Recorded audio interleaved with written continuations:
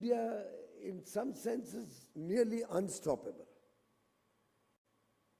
I mean, for a moment, if you were to look around you and see all the people assembled in this room,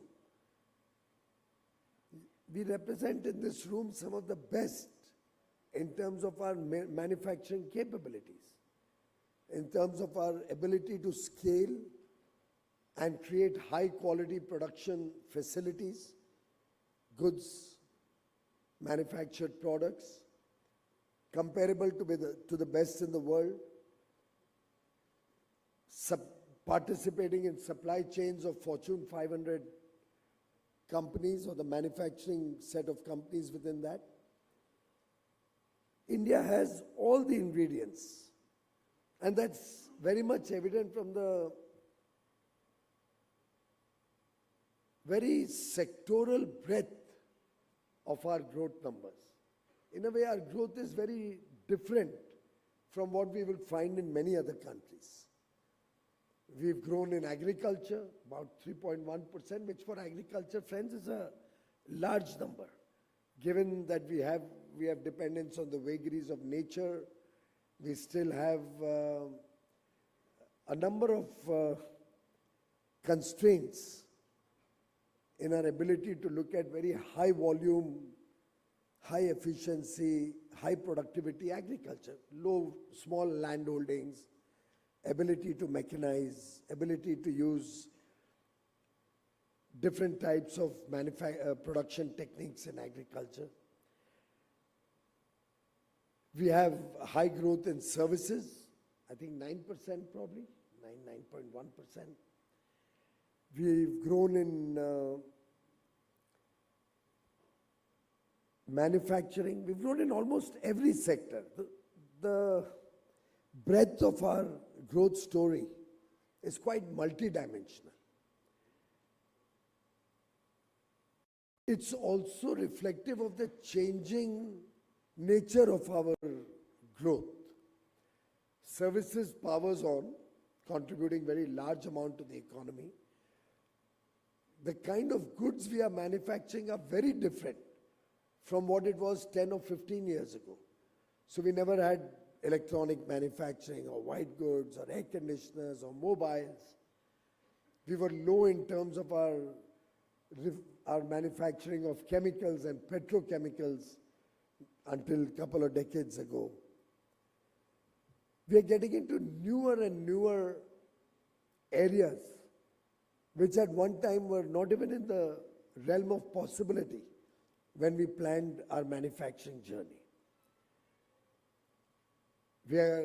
Our competitiveness is also getting readjusted vis-a-vis other countries or firms operating in other geographies. So really, the theory of competitive advantage is also playing out gradually and is bound to play out. There are many products which will not be made in India as we move up the value chain. And that's something which I think is well established worldwide. Gradually, you will have specialization. You will have economies of scale. You will have the advantage of skilled or well-trained manpower or talent playing up on the nature of manufacturing. We will see how the global dynamics shift. So there may be a product we are very good at today, but maybe 10 years later, somebody else may do a better job than India in a particular field.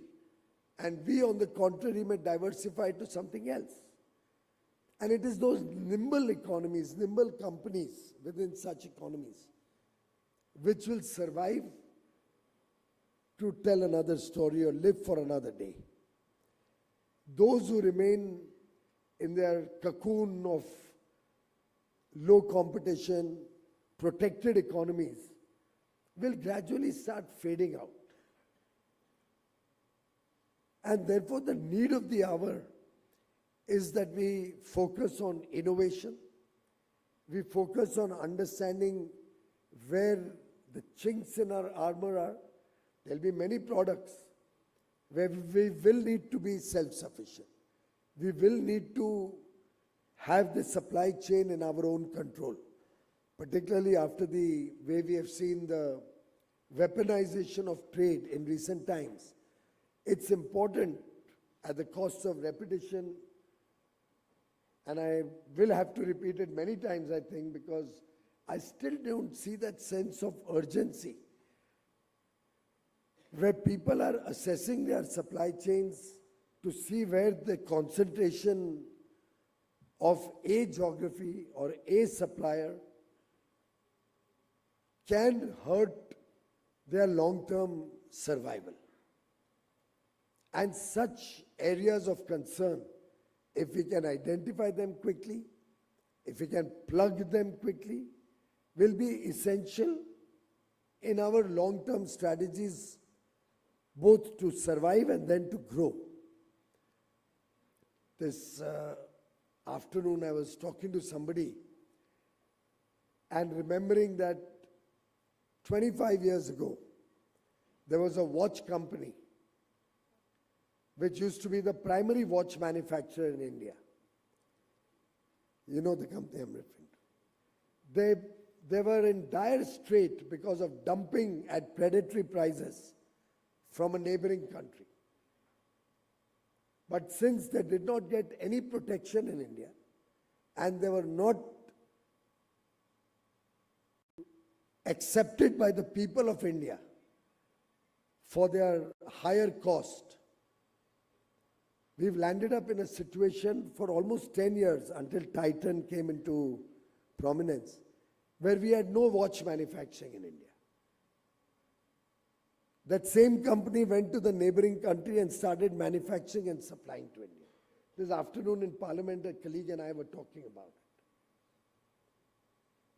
Now, maybe at that point of time, it was only watches. We could still live with it. But imagine if in your supply chain, a particular product is not permitted to be exported or not available at any point of time for your use. It could cripple an entire operation, an entire business model would be at the mercy of your source of supply, country or company. And therefore, we will have to have a twin-edged approach. One, focusing on where we have a comparative advantage over the others. And two, where we need to decouple and be strategically autonomous and have end-to-end control on our supply chains. If both of these are not simultaneously protected, and that brings me to the point an earlier speaker spoke, I think, I don't know, Sethuraman said it, that I often say that unless Indian industry supports each other, we cannot expect somebody from outside to come and help us through our growth journey or through our journey to expand manufacturing at 12.5%, to take the share of manufacturing up to 25%. And mind you, as manufacturing grows, services will simultaneously also grow faster.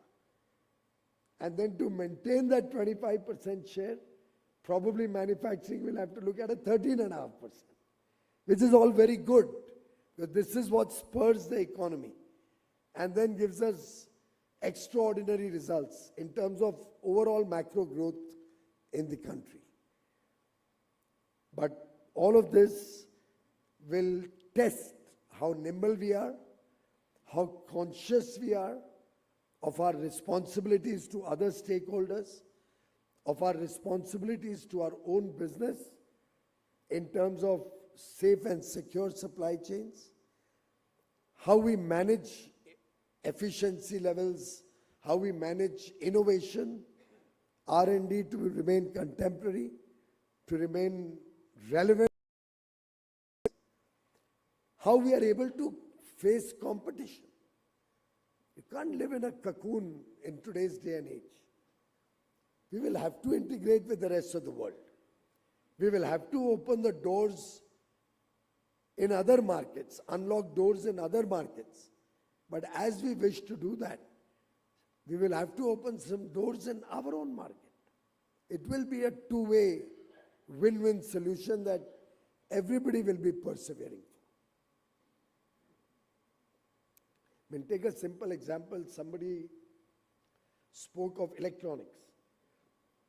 No country in the world has a greater than 35% share in the manufacture of a high-quality electronic product, say the mobile phone.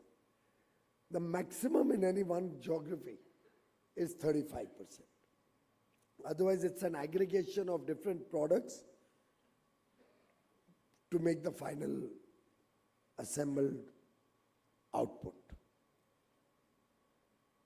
Now that means the interdependencies is going to grow. If our manufacturing of mobile phones or electronic goods or white goods in India grows, our import on those products will also simultaneously grow, or the components required for those for that product. Possibly as we expand also the machineries required for that product.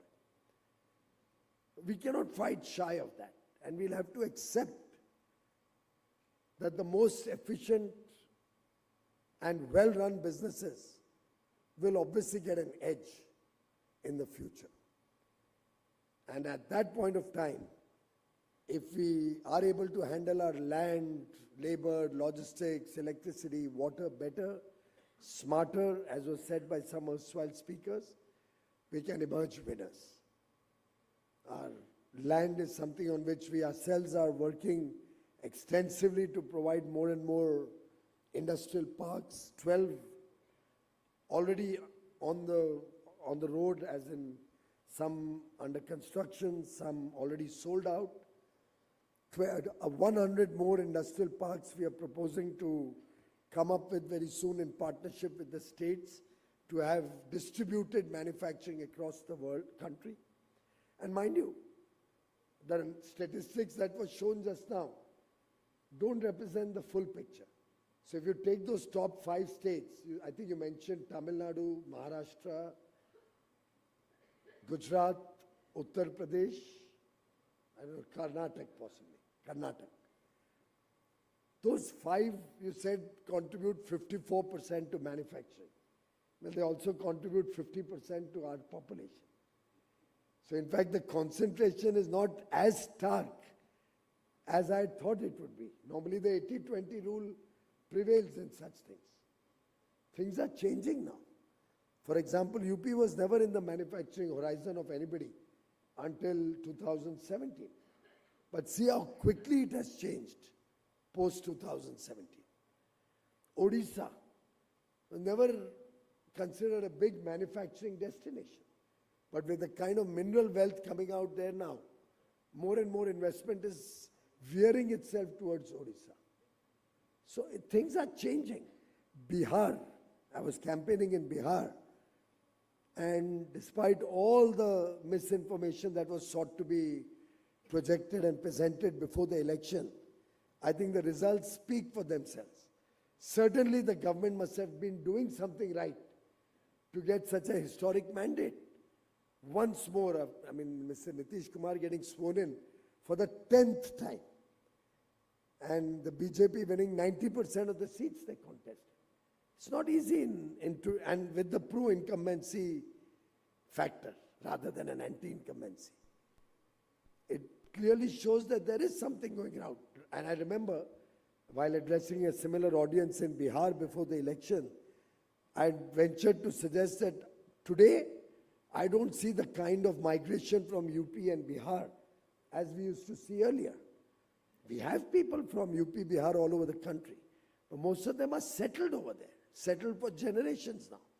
I have a lot of people in North Mumbai, which I represent, from UP, Bihar, Odisha, other states, South, Tamil Nadu.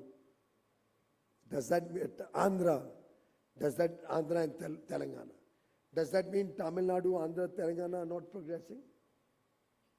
And by the way, in a room full of people nowadays, I very often ask, how many of you are from Bihar? I barely get 1 or 2 hands standing up.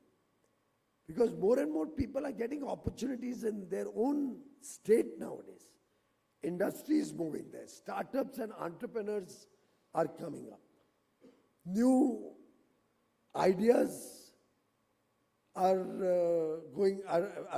actually taken to fruition, even in these remote geographies. Of course, possibly the one state that still needs some corrective action, where we don't find much happening. I don't know why Chandrajit Banerjee is already laughing.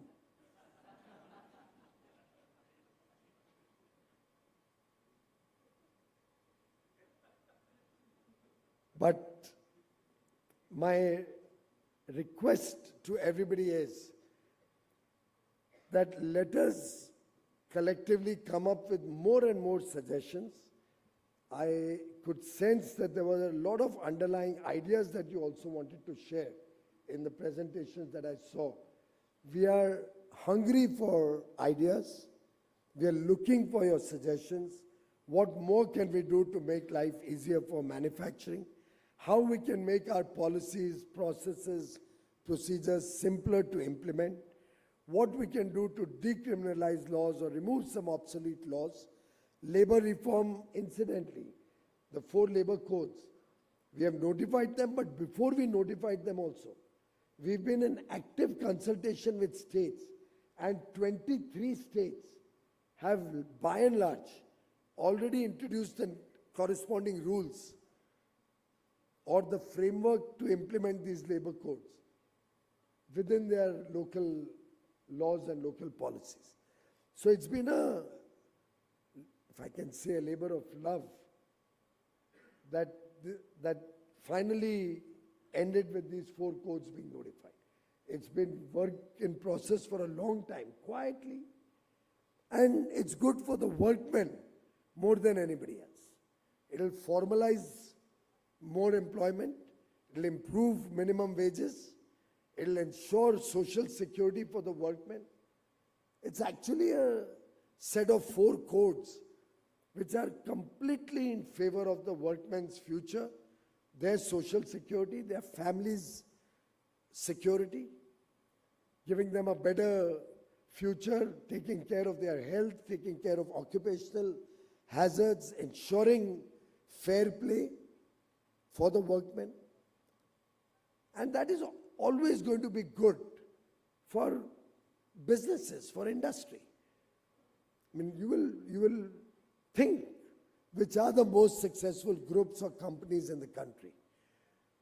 You will always find those who have good HR practices are success stories, are doing well in manufacturing, are doing well in their chosen field of operation. Companies with bad labor policies or bad HR policies never succeed. And therefore, I'm very clear that whether it is the GST reforms, whether it's our ease of doing business efforts, whether it's the labor codes being introduced, whether it's the income tax rate rationalization that we've seen over the last few years, collectively, all of these measures provide a base on which India's manufacturing can grow very fast. We all need to work as a team. We all need to work with ideas, with the intention to see how we can maximize newness, maximize smarter way of governance, how we can work together to support the MSME sector. I've often said that a small experiment, if everybody in this room starts, forget anybody outside the room also, it can become a huge and impactful. The huge almost sounds like somebody else.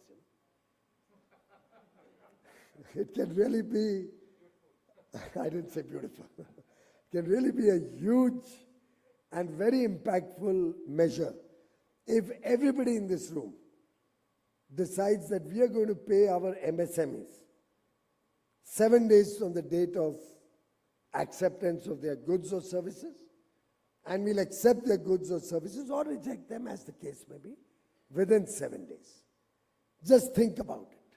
We are all the time saying MSMEs need to grow, they need to modernize, they need to have economies of scale, they need to provide better quality products, they need to have good equipment, they need to have good labor practices, everything. But the central issue is cash flow. And and they'll be happy to give you a discount. In fact, they'll give you such an attractive discount, it will help your bottom line become better. Because they are borrowing, unfortunately, at rates which are much higher than yours.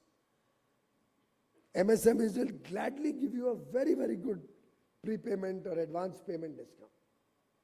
But just imagine if just this room was to start.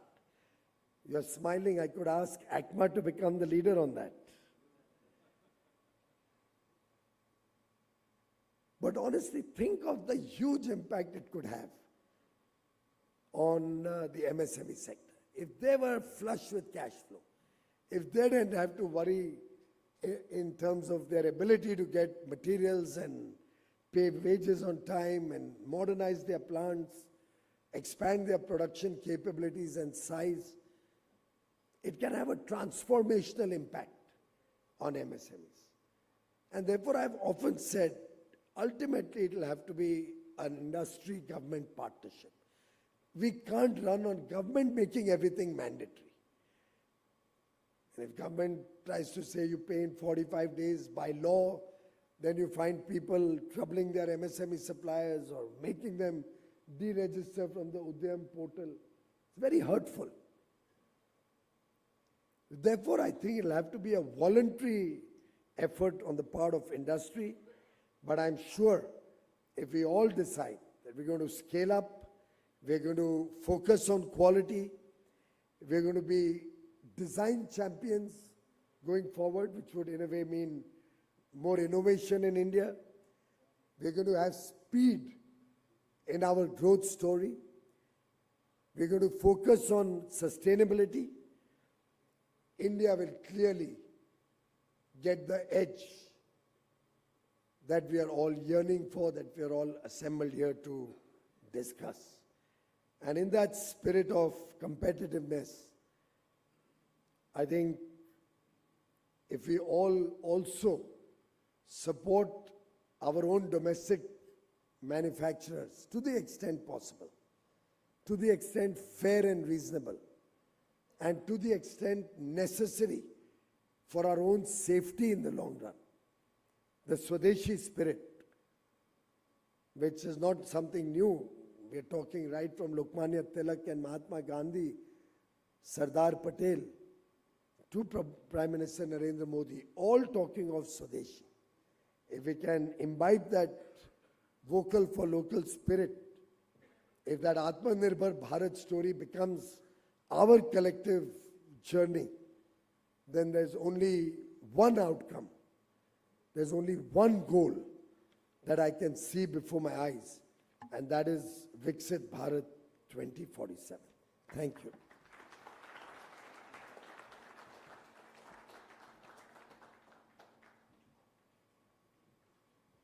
Honorable Minister, thank you so much. Firstly, I must thank you. I know it's always during Parliament days, it's always very busy for you. So thank you so much for coming and squeezing this time out of your busy schedule. I know I also must thank you for always encouraging industry. And you encourage industry by having an open door policy in any engagement that you do with for any of the trade agreements or anything else.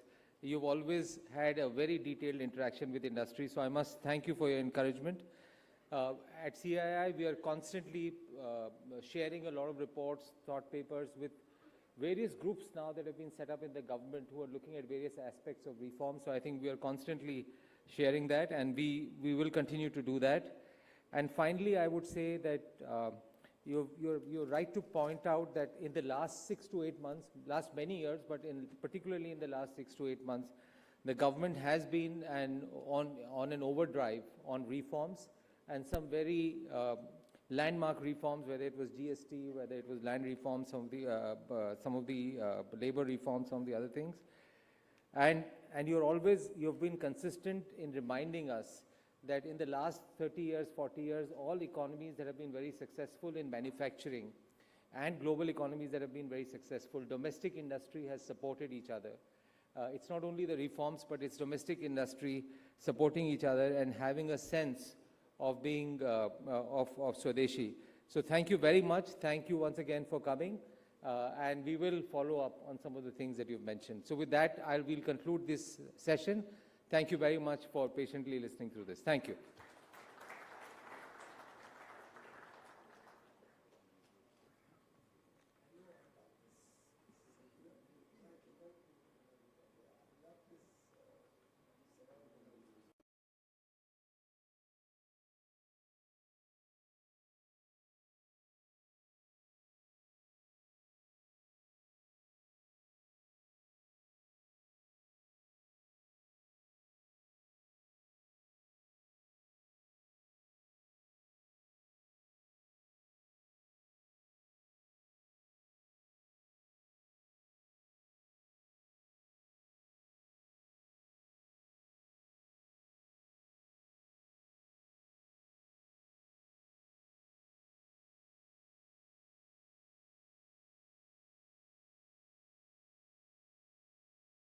Rahul Arora, age 32, took a gym membership because he wanted to, above all, gain muscle. It was his dream to wear t-shirts with the sleeves rolled up, not tuck in his stomach, when a girl would walk by and buy the XL-sized protein powder in front of his friends.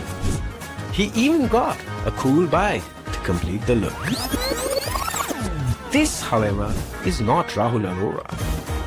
Rahul Arora, age 32, took a gym membership, but he never showed up. He could have though, anytime, anywhere. So he really had no excuse. Which is why we used the money from his gym membership to make this film. To motivate Rahul Arora some more, of course. Biceps would sure look good with your new bike, Rahul.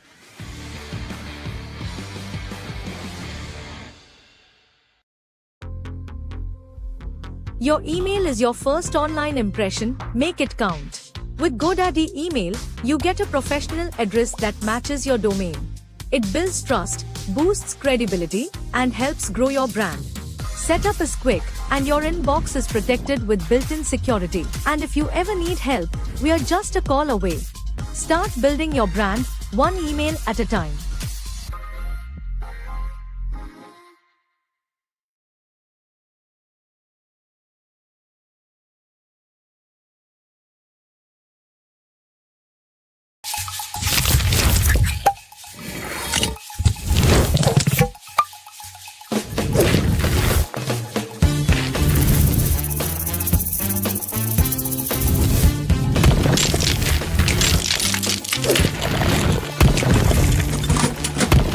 And regional accounts are independently the